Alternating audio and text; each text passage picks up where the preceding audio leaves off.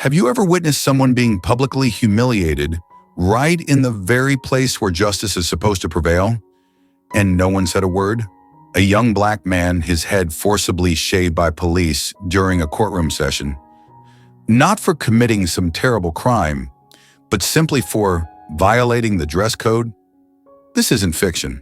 This really happened. And that young man's name was Malik Rowe.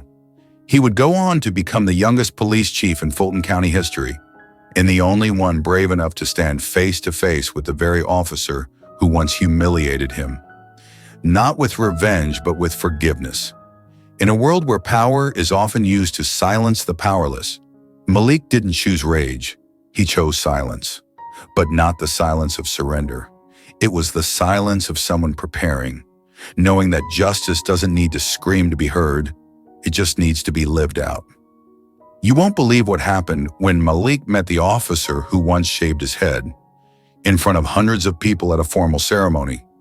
And maybe the most shocking thing wasn't what he said. It was what he didn't do. If you believe justice has no color, and stories like this deserve to be heard, hit that subscribe button, share this video, and drop a comment below.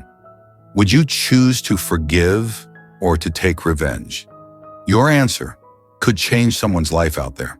Atlanta, a sweltering June afternoon, 2019, neighborhood 1074 along Martin Luther King Jr. Boulevard lay bathed in a yellowish glow from aging streetlights. This wasn't a place where big dreams were born. It was where people learned how to survive. Rows of low-rent housing, walls littered with shut-off notices, and the occasional wail of a police siren breaking the silence of the night painted a grim picture. In the middle of it all grew a 19-year-old named Malik Rowe, carrying a dream most would laugh at if he ever dared say it out loud: to become a protector of justice. Malik wasn't a troubled kid. He was once a top math student at Jefferson High, placing third in Georgia's statewide competition in 10th grade. He was drawn to numbers like some are drawn to jazz, because to him, math was fair, objective, colorblind. But the world outside wasn't as simple. His mother, Lorena, worked night shifts as a waitress at the White Dove Diner from 10 p.m. to 6 a.m. His father, a welder at a cement plant, walked out when Malik was just 7. They survived on school aid and scraps of hourly wages. One night during a blackout, Malik looked at his mom and said, "Mom, I'm going to be a cop, but a good one. I'll never make anyone feel scared just by looking at me." But life had other plans. In August 2019, on the corner of Ashby and Lenox, Malik got into a fight with an older man who falsely accused him of stealing a phone. No serious injuries, but because Malik was already on an 18-month probation from an earlier case of self-defense in a corner store, he was arrested. He claimed he was reacting to a threat, but the justice system didn't hear those words coming from a black kid in a hoodie. September 9th, 2019, Fulton County Court. Room 4. Malik walked in wearing black jeans and a white t-shirt, what he'd been given at the holding center. Every eye turned toward him, not out of concern, but with verdicts already decided. That's when Officer Briggs stepped forward, a tall white cop, nearly 6 feet, stiff as oak, eyes that never locked with people of color, cold, detached. Claiming Malik had violated the court's dress code, his hair being too messy and inappropriate, Briggs pulled out a handheld electric clipper in the middle of the courtroom and shaved Malik's head bald in front of everyone. No one stopped him. Not one voice spoke up. Not because they didn't know it was wrong, but because prejudice was too strong and courage too small. The judge stayed silent. The defense attorney lowered his head. Spectators stared at the floor as if not seeing it would erase it from existence. The room froze in a chilling stillness. Only the buzz of the clippers cut through the air like a razor slicing dignity. Malik didn't cry. He didn't resist. He just looked at the officer, eyes deep and unwavering, and whispered, quiet enough that only he could hear it. "I don't need hair to hold on to my pride, but you'll need these eyes to remember the day you buried your own soul." Officer Briggs smirked, a grin, half mocking, half triumphant. The grin of a man who believed power would protect him forever. But what he didn't know was that on that very day, inside a courtroom that reeked of old paper, peeling mahogany and raw injustice, he just lit a fuse that would ignite something he could never contain, a Malik Rowe who no longer feared anything. When Briggs leaned in with those clippers in hand, justifying it with courtroom policy, he performed a public act of humiliation. Yet Malik didn't fight back, didn't yell, but his gaze, calm, piercing, etched a vow onto that officer's face. Then with a voice barely more than a breath, Malik said, "I'll be back, but not as the accused. I'll be the one who enforces laws without bending them." 5 years later, on a scorching June morning in 2024, the name Malik Rowe surfaced again. This time not in a violation report, but on the honor board of top graduates at the Atlanta Police Academy on Westview Drive. In a class of 129 cadets from all walks of life, Malik ranked first. Perfect GPA, 4.0, highest score on the legal exam, top marks in firearms training, fastest 5-mile run, 36 minutes, 12 seconds. He wasn't just the best, he was respected. Professors, both black and white, referred to him as calm as steel, sharp as the blade of justice. Malik didn't talk much, but when he did, the room fell silent. No one forgot graduation day, June 27th, 2024. Malik declined to give a speech. He simply walked up to receive his diploma, head still shaved, not out of obligation, but because he chose to wear that moment like a living memory. A friend captured the moment. Malik standing tall in his crisp new police uniform, bald head gleaming in the summer sun like an exclamation point carved from his past. The caption read, "3 years ago, they shaved his head as punishment. Today he wears it like a declaration." The photo went viral, over 72,000 shares in 2 days. Local and national media picked up the story. Malik Rowe became a symbol, not just of forgiveness, but of the strength that comes from staying the course. Among the thousands of comments, one stood out, pinned at the top. Some people use power to strip others of their dignity. But people like Malik use dignity to strip injustice of its power. No one asked why Malik still shaved his head. No one dared call it coincidence. To Malik, it was the invisible crown of a warrior who had walked the line between pain and rebirth. That day, Atlanta burned with its usual summer heat, but deep in the city's heart, a new story was being written. The story of a man once humiliated, who chose to rise, spine straight, eyes forward, never bowing to anyone again. December 2024. Fulton County City Hall, a gray-brown limestone building at the corner of Central Avenue and Mitchell Street, glowed brightly on the evening of the 14th, filled with murmuring voices and camera flashes. The county board had just announced the official results of the sheriff's election. The result wasn't a shock, but the silence that followed echoed across the entire city. Malik Rowe, 24 years old, the same young man who had once walked out of a courtroom 5 years earlier with a shaved head and no words, was now the youngest sheriff in Fulton County's history and the first black man to hold the office since 1903. That night, WSB-TV's 6 o'clock news ran a banner across the screen. From courtroom victim to commander of justice, Malik Rowe's rise shakes Georgia. The internet exploded. Supporters celebrated. Skeptics scoffed. In a small cafe in East Point, where Malik once worked tables as a college student, an old man named Alton, the cafe's owner, laughed with tears in his eyes. "That bald-headed kid, now he's the top dog? I always knew he wouldn't stay in the shadows forever." Meanwhile, across the town, on an anonymous forum for retired officers, the comments ran colder. "So what now? Some viral student gets handed a badge and a gun? Just wait, That bald head will bow soon enough." But some weren't just surprised, they were inspired. Dozens lined up to apply at police headquarters. Many were people of color, some were veterans. One of them wrote in an open letter, "I'm not applying out of admiration for a cop. I'm applying out of respect for a man who knows pain without hate and how to rise without stepping on anyone." Fulton County Police Headquarters, 185 Central Avenue. The building had seen many changes in leadership, but never a morning as heavy as February 3rd, 2025. Malik's official swearing in. Under the soft spring sun, the American flag fluttered above the stage. Malik, now wearing the sheriff's uniform for the first time, stood tall. A silver star gleamed on his chest.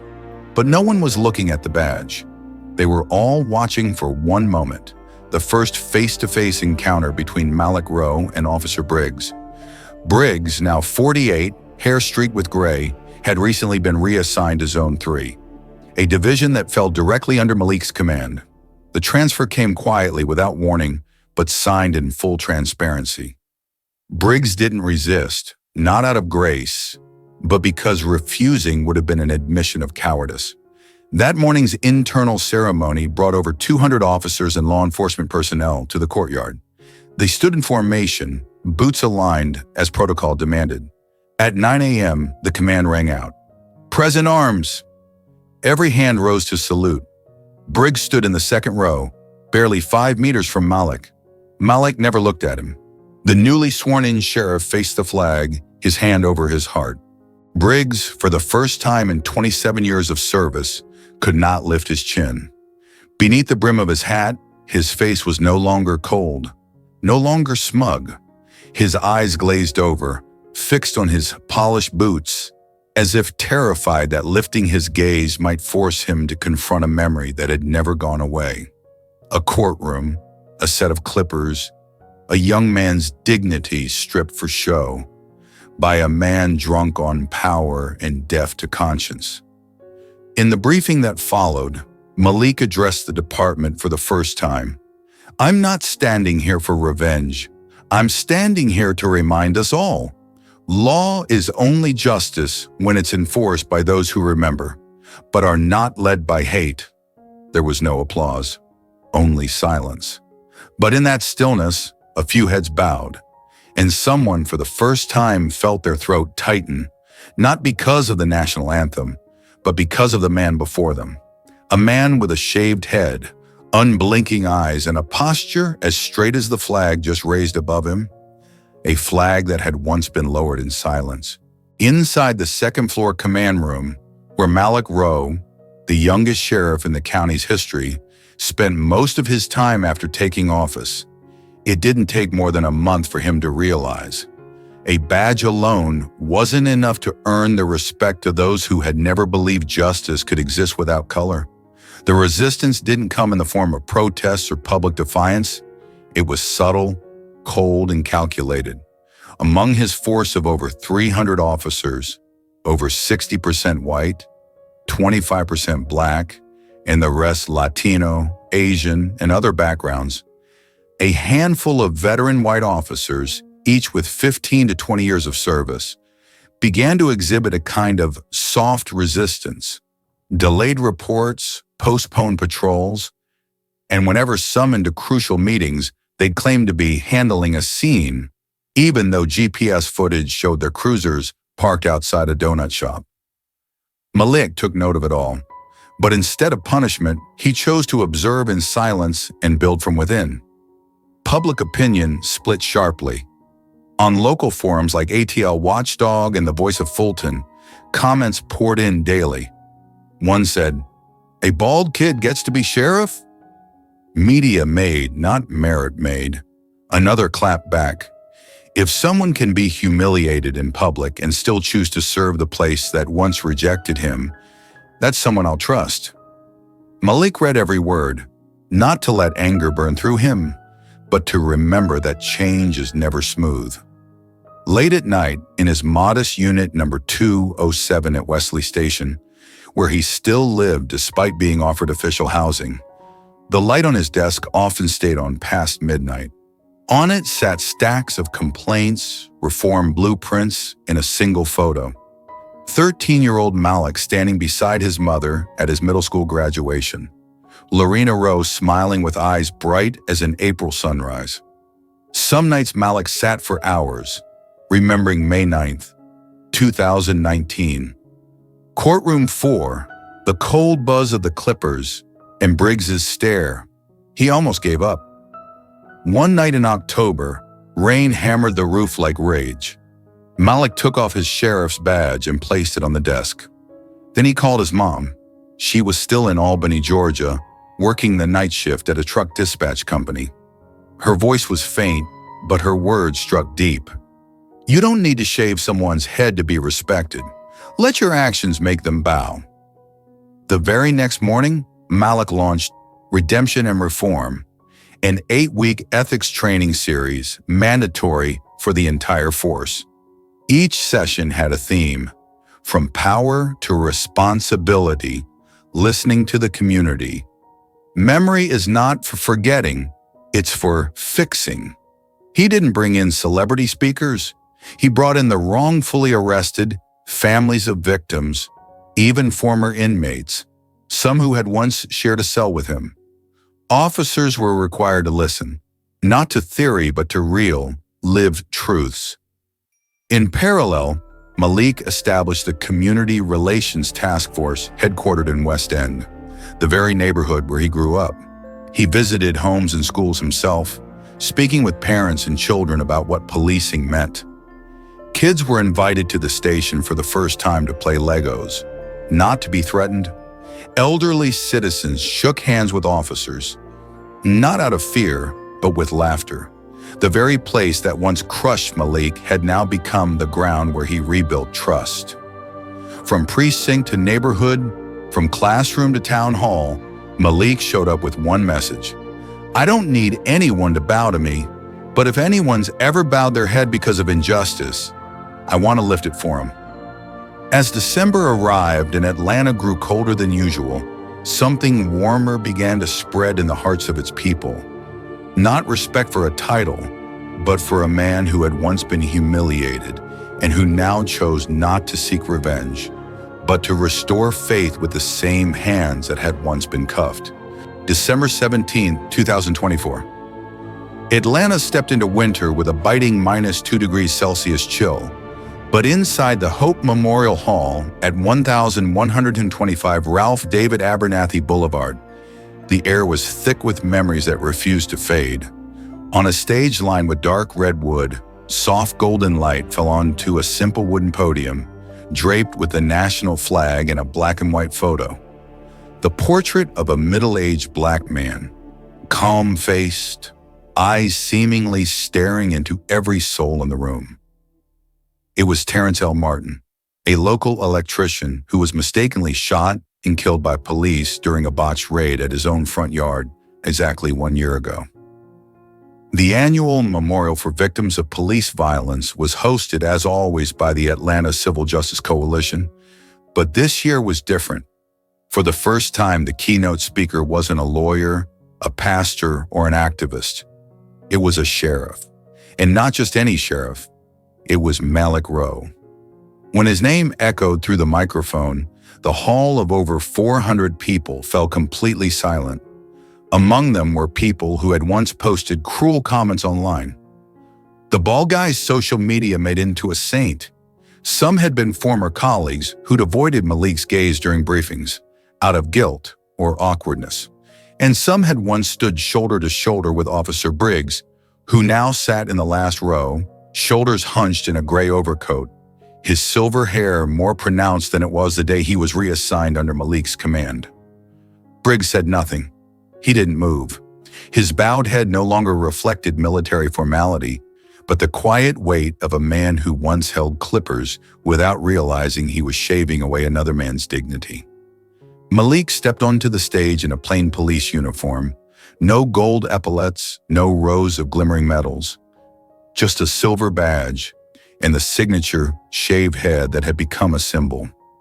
He stood there without notes, without an introduction. 5 years ago, Malik began, his voice steady and low, like wind over water. I stood in a room where no one stood for me. When my head was shaved like a criminal, no one spoke up. But today I'm not here to point fingers. I'm here to remind you that silence can kill, and courage can save a community. Not a sound stirred in the room. An older woman in row 3 covered her face and sobbed. A young man held up his phone, recording, frozen. Violence isn't just in bullets, Malik continued. It's in the eyes that refuse to look at you. It's in the midnight knocks that shake a generation. It's in reports written with prejudice instead of truth. Malik never mentioned Briggs by name. He didn't have to. When his eyes briefly drifted to the back of the room, where the aging officer sat with his head down, everyone understood. Those eyes had seen straight through men who never thought they could be seen. When the speech ended, Malik didn't bow. He simply stepped down from the podium and walked across the floor toward Terrence's mother, who sat in her wheelchair clutching a faded blue handkerchief. Malik knelt beside her, taking her hands in his. She didn't speak. She only nodded, tears in her eyes, and then, like a quiet surge of electricity, the entire room stood. No one cheered. No one called for it. But they all clapped, not for the badge Malik wore, but for the man he had become. No spotlight needed. No medals. In that moment, Malik wasn't a sheriff. He was a man who proved that compassion could outgrow the past, and dignity, once held on to, could make even those who once bowed from power bow again, this time out of respect. That day, in the middle of Atlanta's winter, stood a man not crowned with glory, but honored with something greater: trust. I don't hate him, Malik said, his voice calm but sharp like a blade honed over years. He stood in the hallway of the Fulton County Police Headquarters. Behind him, a wall lined with portraits of sheriffs past, mostly white men with stern gazes, thick hair, and none of whom had ever had their heads shaved in court. Reporters leaned in, waiting for a condemnation, a soundbite soaked in anger. But Malik simply shook his head, eyes deep and still. Because if I let hate define my path, then I'm no different from the man who once held those clippers. Millions heard those words broadcast on local television and across social media. They didn't go viral because they were loud or aggressive. They spread because they were quiet. And in that quietness lay the weight of a man who had walked through the depths of hatred and come out without losing himself. Malik had every right to be angry. He had every reason to strike back. But he chose a different path, a path that rebuilt trust from the rubble of prejudice. 1 week later, inside a nearly 3,000 square foot classroom at the Atlanta Police Academy, Malik stepped into a room full of recruits. The early January sun streamed through tall windows, casting light across long rows of students, men and women, black and white, from every background. Seated in an uncommon hush, he brought no lesson plan, no slides, just himself and a past that had been forged into a personal code. Malik walked to the center of the room, saying nothing at first. He placed a hand over his chest, over a heart that never forgot the day his hair hit the courtroom floor. Then his voice rang out, slow, steady, and firm. Justice has no color. Only the hearts brave enough to hold on to it. No one moved. No one spoke. Some of the recruits, for the first time, understood that justice isn't taught from a book. It's taught through the scars of those who've had their dignity stripped away. Malik didn't need to say that out loud. He simply nodded, turned, and walked away, leaving behind a silent classroom where the heartbeats of hundreds of young men and women had begun to echo with an unspoken vow. And there, in that moment, justice was no longer some distant ideal. It became a flame, passed from the once oppressed to those now entrusted to keep it burning.